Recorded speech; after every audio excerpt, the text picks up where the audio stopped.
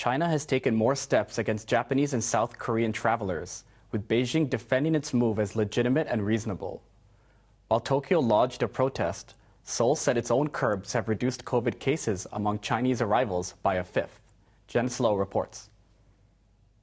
Less than 24 hours after announcing the suspension of short-term visas to South Korean and Japanese visitors, Beijing imposed more restrictions in retaliation for curbs introduced by Seoul and Tokyo on Chinese travelers. From today, Beijing stopped issuing visas on arrival for South Koreans and Japanese and suspended 72-hour and 144-hour visa-free transit for them in China. After the mainland dropped most COVID curbs, some countries introduced anti-pandemic measures for Chinese travelers. Japan requires those taking direct flights from the mainland to be tested before and after arrival as part of its emergency regulations.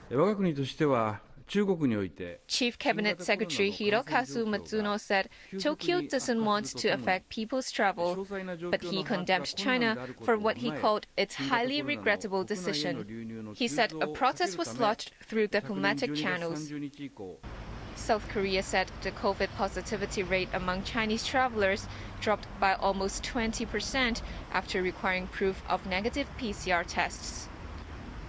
Lim Suk-yong from Korean Disease Control and Prevention Agency said this proves that its border controls are based on objective and scientific evidence. Janice Low, HKIBC.